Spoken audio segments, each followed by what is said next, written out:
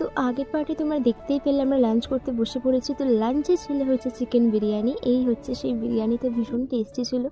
তো খাওয়া দাওয়ার পরে সবাই প্রচুর মজা করছিল, একদম মিউজিক টিউজিক চালিয়ে নাচ ফাচ সমস্ত কিছুই হচ্ছিল। তো আমি বসে বসে ভিডিও করছিলাম, নবনীতা দিদি তারপরে কাবেরী দিদি সবাই মিলে ডান্স করছিল, ভীষণ ভালো ডান্স করে নবনীতা দি, যদি আমি ফার্স্ট টাইম দেখলাম।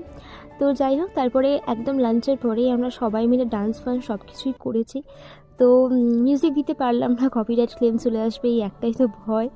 তো যাই হোক, তারপরে ডেকোরেশন অলমোস্ট স্টার্ট হয়ে গিয়েছিলো, তোমরা তো আগের পার্টে দেখতেই পেলো বেলুন ফেলুন একদম এসেই ফুলিয়ে নিয়েছিলাম। তো একদমই বিকেল বিকেল করে যখন রিমাদি আসবে ঠিক তার আগের মুহূর্তে ডেকোরেশন লাইট সেট আপ সমস্ত কিছু রেডি করা হলো, একদম সিম্পলের উপরে রাখা হয়েছিল ডেকোরেশন। বলতে না বলতে রিমাদি চলে এসেছে।